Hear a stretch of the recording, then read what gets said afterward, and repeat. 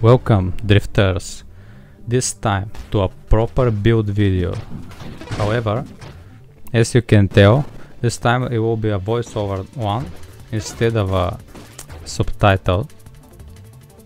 The difference is this time it isn't a live commentary, so I will be doing the voiceover over the recording, so I won't be distracted by my own talking, which means we should hopefully expect a much better performance. Oh, definitely, because I was able to establish the whole build just without one mod, which was emergency systems in the end. That's the only thing I wasn't able to take, but regardless, I think it was a pretty solid run. So what's that about? This is basically, if you had watched the last video, the battery with dart and the warp shield, this is basically the same build. However, this time I made it work. Most notably, after several attempts, I decided to abandon the mine completely in favor of a little bit of more mobility, and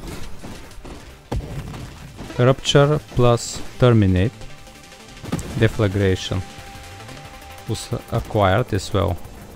I mean,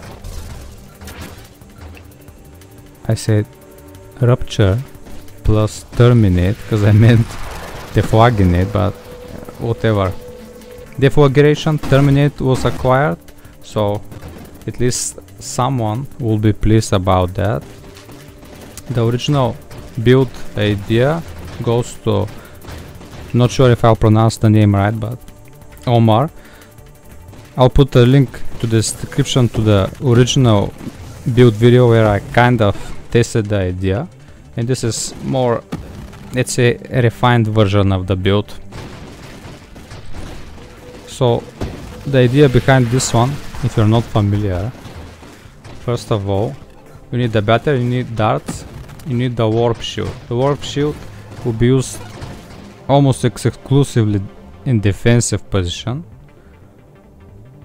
The best extension to the defensive abilities of the warp shield is pretty much Tempest Break and emergency systems.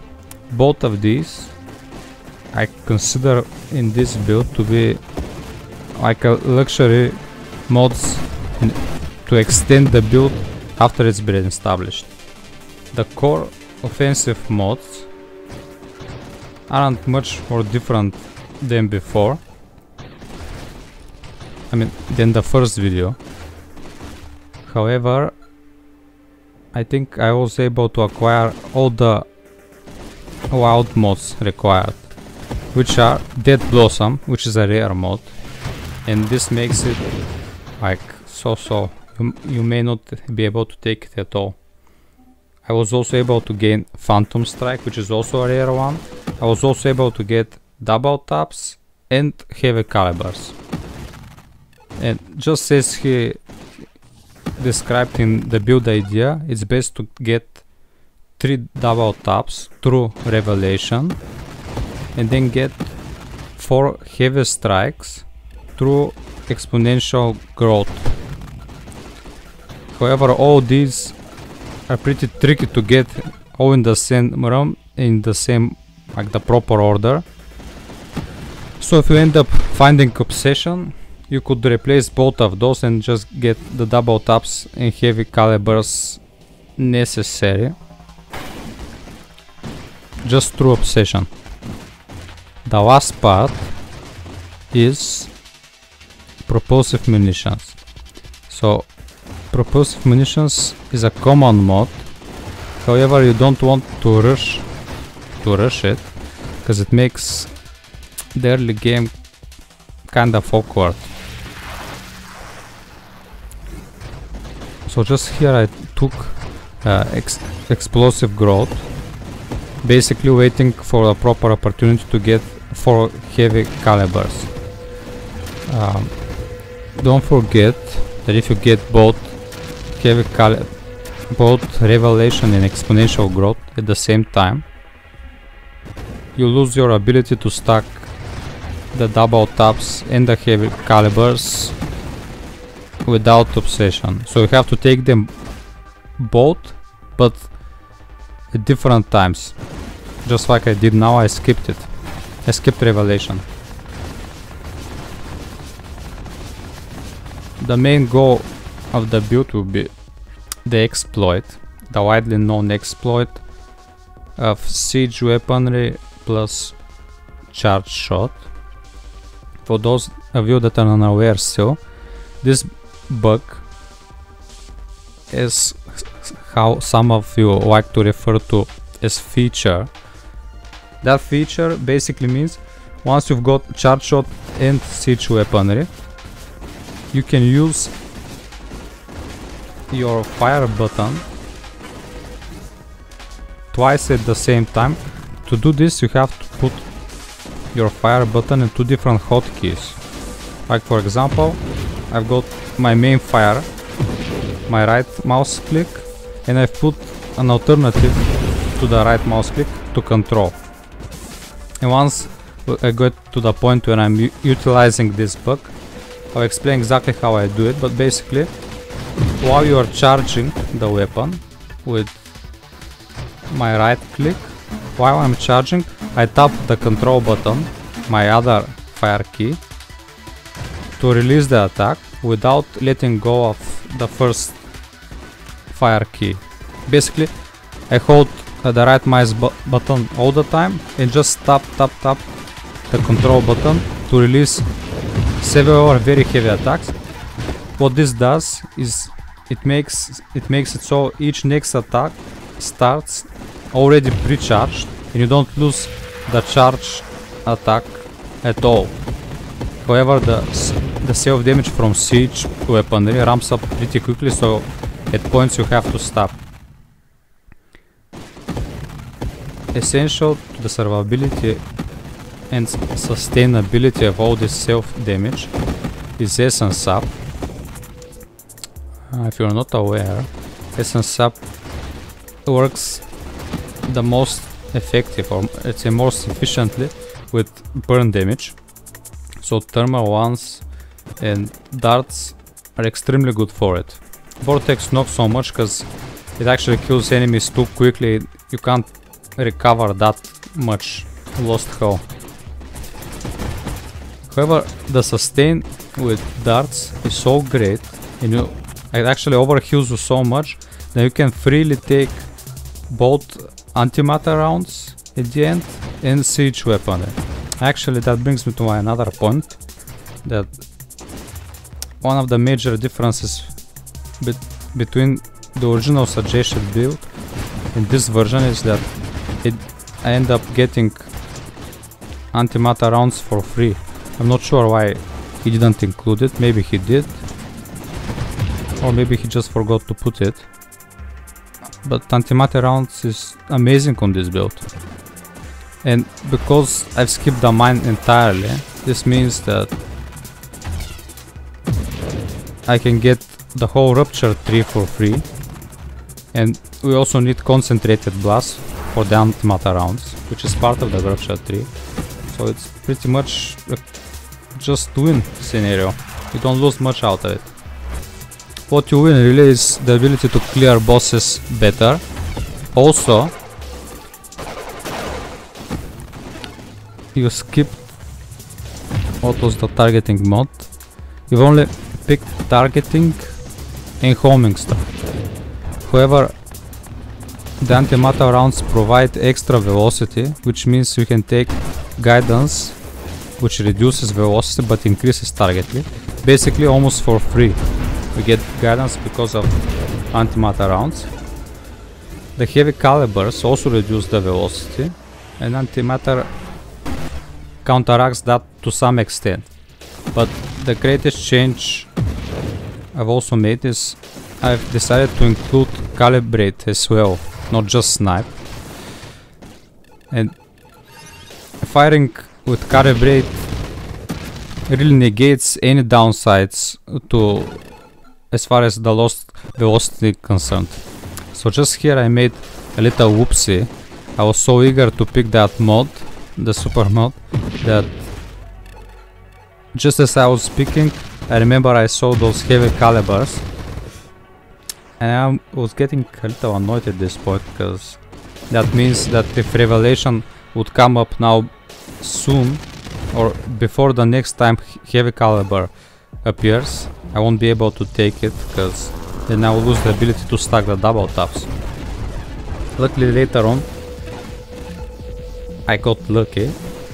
I was able to establish all these, and also at the end I think, oh, just here I also got Obsession. Now if you get the heavy calibers before you get propulsive munitions, this creates a little interesting scenario, and I didn't want to skip the heavy calibers again in favor for the propulsive, and this is the situation. You got this heavy knockback.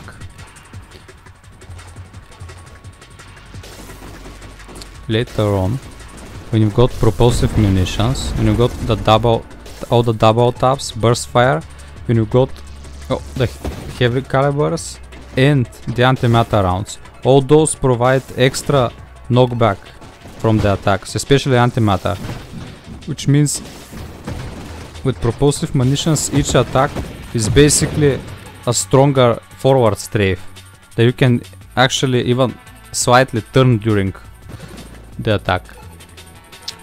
Basically a much better, let's say much more powerful strafe, but on a longer cooldown. It doesn't mean you don't need strafe or like at all. However, it's a very nice addition until you're able to get strafe. And actually to get strafe, which I consider a very late extension to this build, I think that will be at least level 50 plus the time you're able to get it. So how much space did I actually free up because of the mine? So my original idea was to amplify the recovery in area clear by utilizing mine specialist, loaded mines, which are 3 modes, 3 levels at that point. Then I was going to get self-destruction, which is another 2 levels, 5, and then burnout reactors, because we already have the Candescence 3. I only need 1 mod for burnout reactors, which comes to a total of 6. And at this point, once you got the burnout reactors, you can put the mines on auto deployment and forget about them and have constant extra recovery due to the mines. These 6 levels are not that critical, because you can establish the whole build without those. However, keeping both fire buttons triggered all the time, strafing, blinking, dodging, doing all the, and like the complex maneuvering because of the propulsive munitions, made it a bit frustrating to play all of the things without much practice. And then I decided the mine isn't worth it, because I don't like the auto deployment at all. Especially I prefer to have a couple of mines stuck and in critical situations deploy all of those. The other reason I don't like the auto deployment is if you have some mines laying around and a bulwark suddenly comes into the fight, the mine triggers, the bulwark releases its attack, and just an awkward start to the fight, which is a much better start. Is keep your cool, pre-charge, pre-calibrate, and utilize the blink ability of the Phantom Strike to directly charge up front the bulwark, teleport behind it and release a very powerful attack and pretty much one-shot it.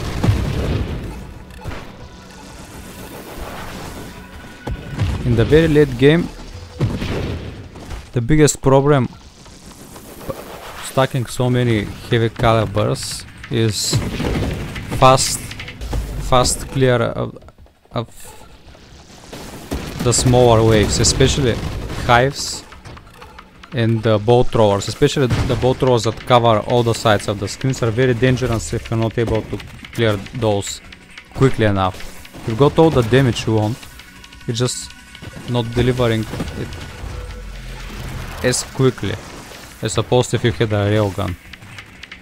So for this reason warp strike is critical. Also, this version where I've got the antimatter rounds is, you have to be very you need to have a balanced approach to it, because if you end up taking more than, say, 5 double taps plus the burst fire, means you've got 8 burst attacks. If you end up getting that many, the self damage from the antimatter rounds could become a bit too much for you to take, especially since you're not taking any mods that reduce self damage. You could stack some defiances, there's nothing bad about that, especially if you take obsession. There's no bad thing in stacking defiances.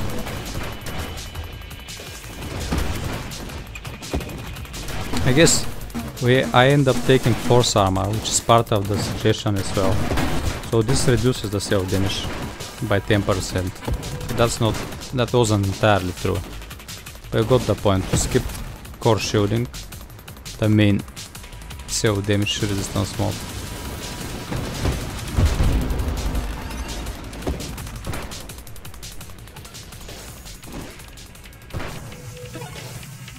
Let's see what else. Rancor. I don't see much point of it. It's not bad, but you could easily skip it.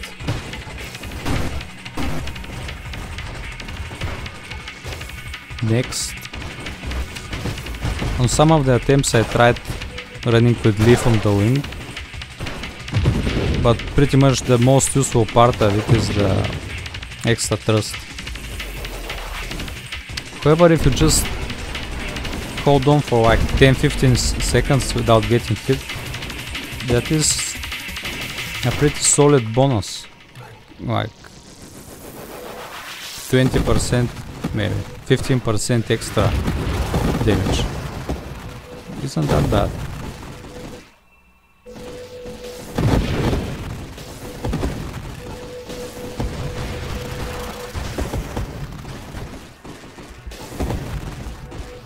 I'm kind of not sure of the interaction between deflagration and dart, and also corrosion. I'm kind of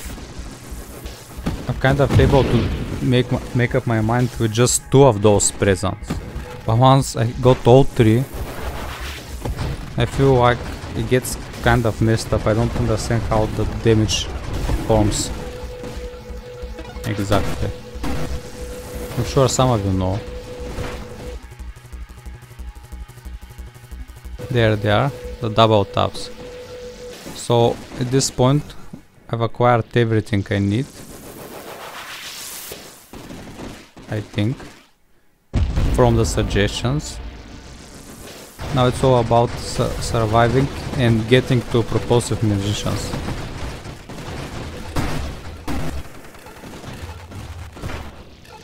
Once I get to propulsive munitions, the overall maneuverability becomes much more, let's say, reliable, manageable, because then you can take stabilize and negate a lot of the knockback, because then the knockback becomes forwards. You can use stabilize. Before I get to stabilize, actually, I sometimes use the charge shot, and because I got siege as well, if I'm moving very quickly at a direction, once I start charging, you quickly reduce the momentum, almost as if you have some sort of pseudo stabilize option, similar to how you got a pseudo forward strafe. You can also use your attack to slow yourself down. And I found those especially useful, this tactic, once I get warp strike, because this helps me not to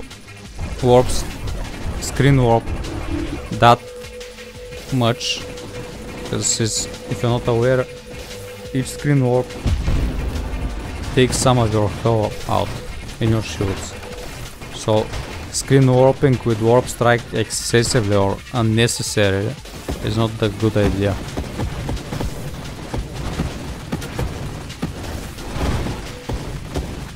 Also, once you acquire essence up, be sure to always fire when you are in a pinch, because this way you can recover potentially lost health quicker and sooner.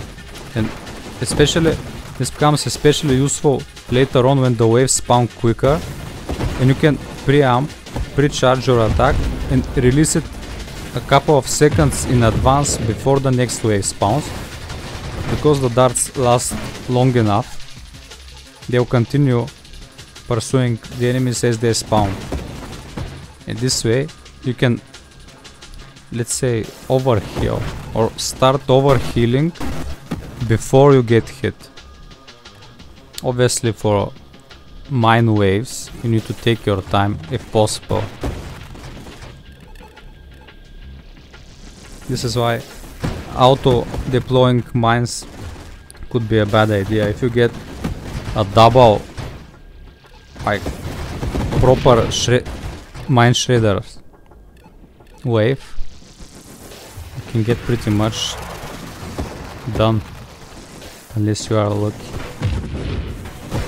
If you don't know, on Annihilation, I'm not sure if this is exclusive to Annihilation actually, or to all modes or difficulties, each wave has a chance to spawn as a double wave, basically meaning the wave gets doubled, and for example this wave can contain 2 juggernauts with the adjacent mines. I'm not sure if actually I said each wave, but not entirely. Like, I don't think you can get 2 seraphs. Maybe you could. It's a bad situation though.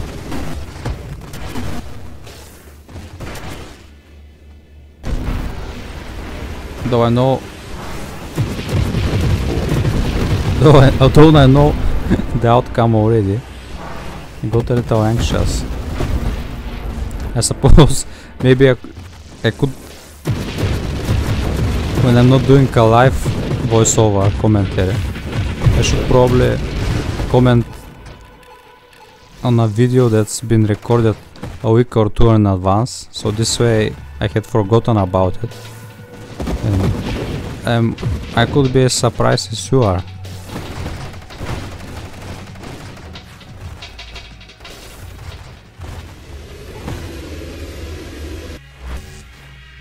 Now just hearing this, just hearing the sound of the spawning tracers made me cringe quite hard. I remember when I was playing this, because I got into the singularity to avoid like unnecessary dangerous situations like with the last singularity and the seraph, but just as I was in it I heard the tracers spawning, and I was just hoping they don't shoot before I come out. There they are. See how strong that is actually. Look, you cover 2/3 of the screen with one hit, with one shot, should I say. This becomes an issue, like I said, once you get warp strike, you begin losing some health due to the warp effect. This is when stabilize becomes more important. And of course, before you get stabilize, use your attack to slow yourself down. And obviously I think I got singular strike, I got antimatter. No, I haven't taken antimatter. So the antimatter rounds also increase the size of the projectile, which means some really big darts are properly built.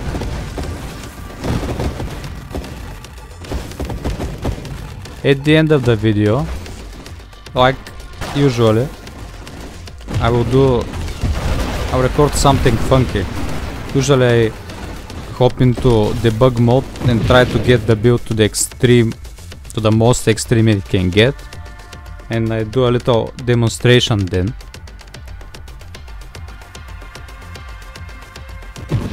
What I was saying, just as the run finishes and before that video starts, I will display both the link to the original suggestion, which has the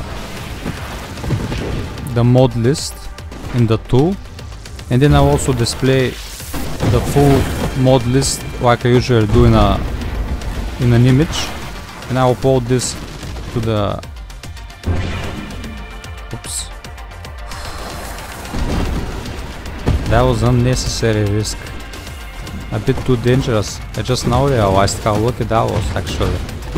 I wasn't at all aware during the run, because I recover so quickly.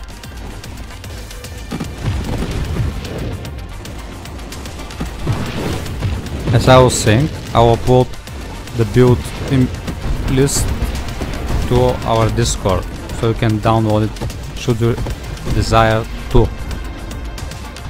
Next thing on my mind was, for those of you who don't know, because I certainly wasn't aware before this build suggestion, that the spreadsheet tool, what was it called, the novadrift cheat sheet tool, actually got updated for enemies 2.0, but I wasn't aware at all because it's not on the same link that I had bookmarked for the previous version, and I never thought to check again, so I just discounted it and stopped using it. But this was completely wrong, and the new version of the tool actually has the ability even to stack recursive wild mods if you want to. I will put a link to this tool as well. What else was on my mind?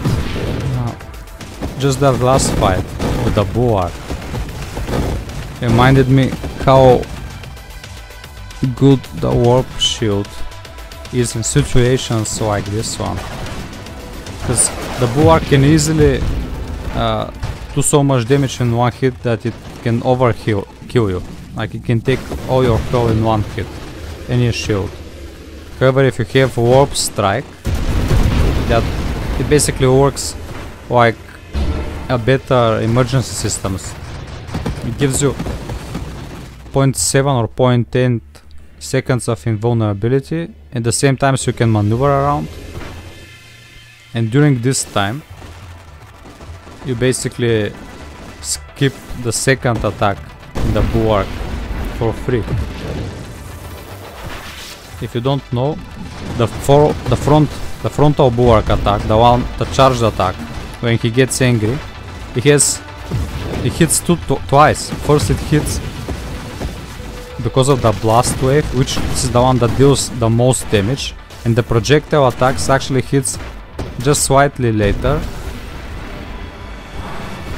and usually you get killed by the blast, not the projectiles, because the projectiles you can blink over kind of reliably, but the blast attacks, I think the big blast can also be dodged with blink. However, it happens so quickly, it's hard to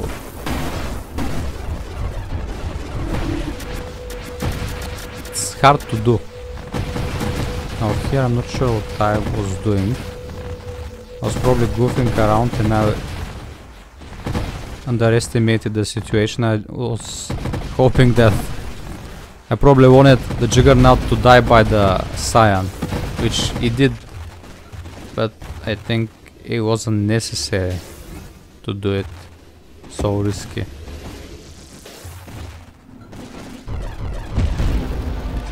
Basically in situations like this, when I have several boss enemies or champions and a juggernaut, I always pay the most attention to the juggernaut, and whatever I do, I try to stay in its rear so it doesn't charge, because once it starts charging you lose control of the situation, and Havoc is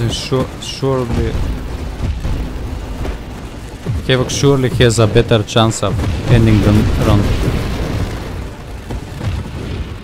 The other option is to directly ram into the juggernaut, and hopefully the strong attack from Phantom Strike will hit exactly the juggernaut and you can finish it off in one hit. Just like here.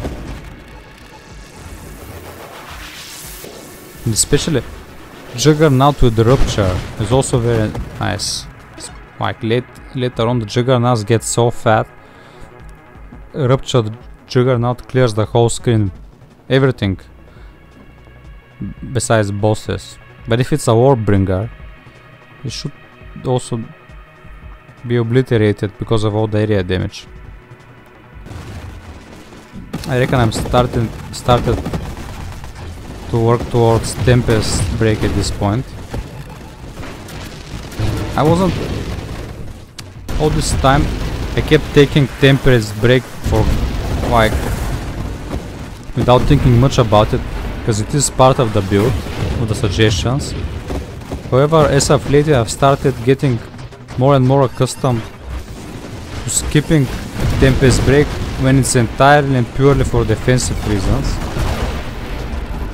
Only because Tempest Break doesn't allow your shield to recover naturally, which means you can't recover it due to its cooldown. And overall, like if you take a set amount of time, overall you're able to take less amount of burst damage because of it.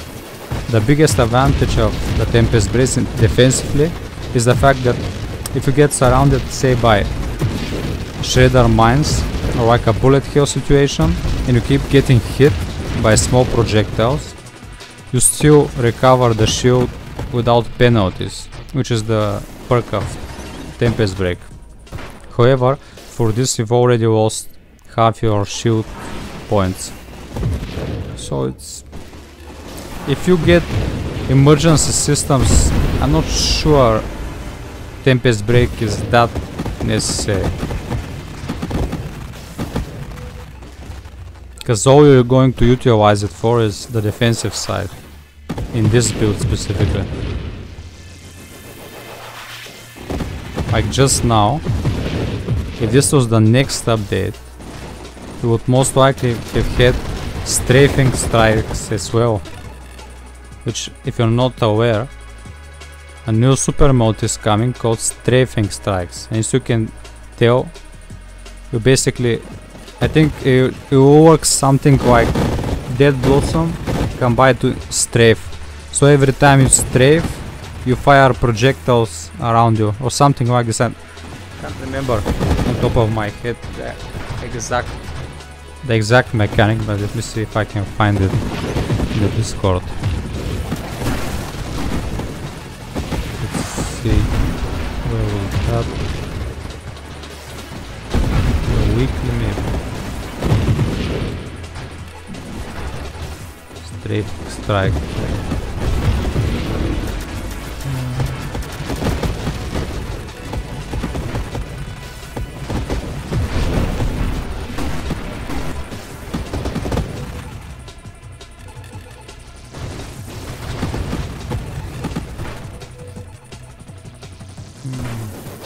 Where was that? Man, when you type in strafing strike, so many different posts come up.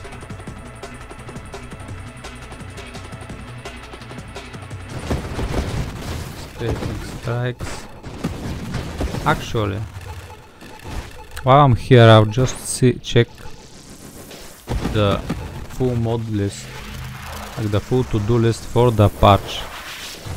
See how that goes. We got draft mode at 90%, wave 20 and 80 alternate bosses at 100, wave 100 alternate boss 90%. Imagine that would be something very nasty, something that surpasses the setup. Because it also confirmed all the alternate bosses will be much more difficult than the original versions, and they would only appear on the higher difficulties. And I don't know about you, but late game setup is pretty disturbing. Like late game, it gets pretty wild. I wonder what the new one will be like. 3 new boss tracks at 90%. Weapon gear sword push back to part 3. Weapon gear flail 25%. I wonder if that will get pushed back to part 3 as well. All the real works are done. Wild mode ricochet and challenger wild mode both at 95% ready. Super mode charge shield 100% ready. Super mode infuse 90% ready, and strafing strikes at 95%. So that means there's a good chance we'll see that. There wasn't any info about strafing strikes or the flail gear or the Viper rework or Halo reworks or Sentinel buffs reworks in the blog post.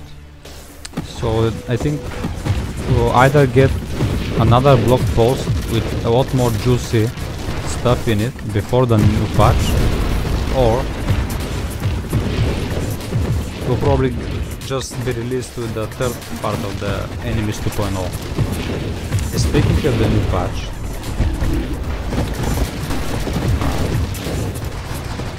just recently the developer posted that the patch is going to be delayed because of some unforeseen issues with the Steam Deck ports. In these issues that are not like related to the developer, they're, I think, if I'm not mistaken, part of the Steam developers. It places, it's their responsibility to fix first, and only then can you get the patch on the live version. But luckily, for all those that are like me, if that takes too long, the patch will be double unofficially released in the beta version without Steam support. So you should get a link in the Discord somewhere to download that version at some point soon. But I think they also said there's plenty of extra bugs to fix before that happens, so I don't know. I can't say any estimate, but if previous updates can be like an outgoing point to judge, when could that be? I would guess at least a month before that, before the beta happens, and maybe like beginning of fall or like mid-fall we could get the update. I just hope it's not like for Christmas, but it is possible. The longer that takes, the more stuff will be added in the patch anyway, so we'll have plenty of things to play around. I'm actually surprised, well, I'm not that surprised, but I am very glad the fact that just a couple of new enemies and new formations made the game like so much more enjoyable to replay. And overall, all the changes in Enemies 2.0, I don't know why they weren't received so well, but I think overall, with a few exceptions, all the changes made a positive impact on the game overall. Yes, of course, much more could have been done. It still can be done, but for what it is, I think the patch over-delivered in any way. And I feel the same way for the upcoming patch.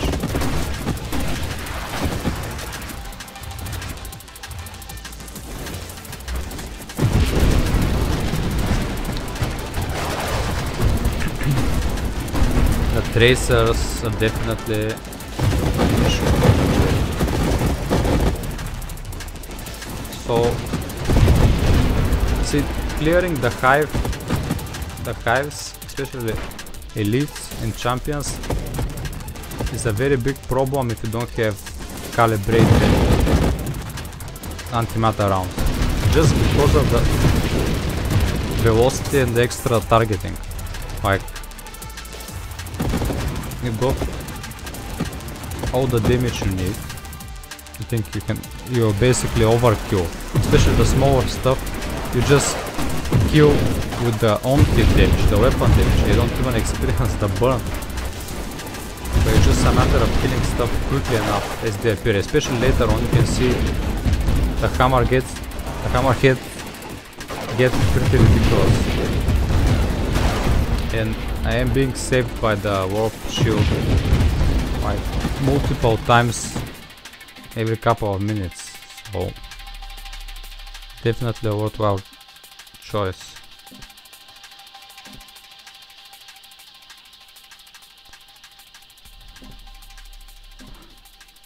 I skipped kinetic boost, which means...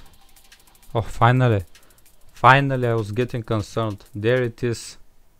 Deflagration. And we got terminate. So the hidden deflaginate mode is unlocked. For those of you who don't know what the hidden deflaginate mode is, what does it give and how it's unlocked, you have to leave a comment in the video, and the person who revealed this new hidden, let's say, thing, I'm sure he'll gladly explain what's what. He's much better with words than I am, that's for sure. And as far as I can tell, the conversion rate has been 100% at this point for in his favor, so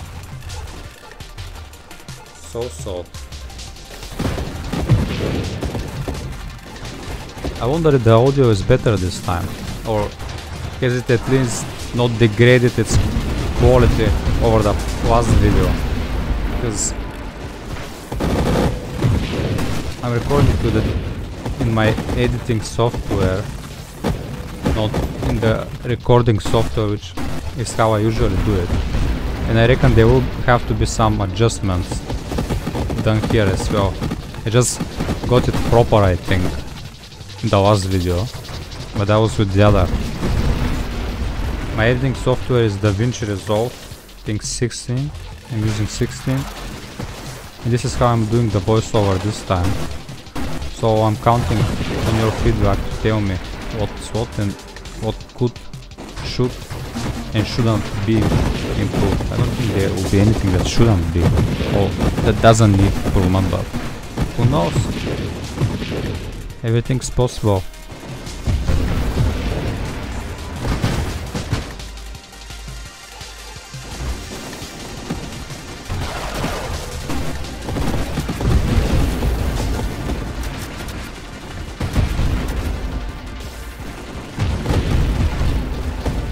The deflagration explosion from the Juggernaut covered pretty much the whole screen, if you catch that.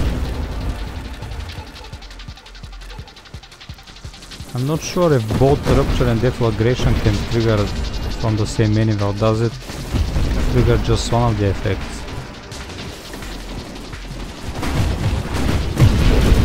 And because of the visual effect of the deflagration being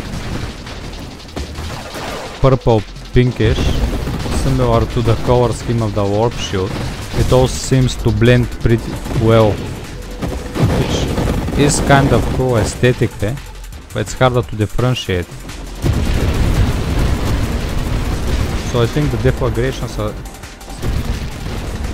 happening all the time, it's just harder to spot them because of the blast of the darts.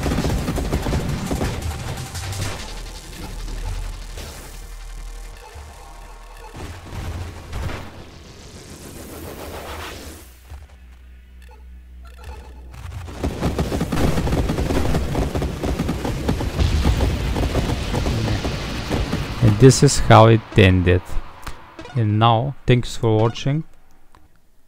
You can see the full mod list just now and enjoy the full power of the battery dart.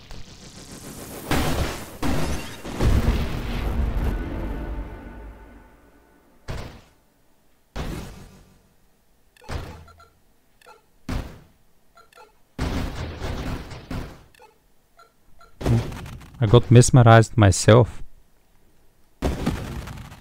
If you don't know, you can use F1 and F2 in debug mode to change the camera settings as well, the zoom. See ya.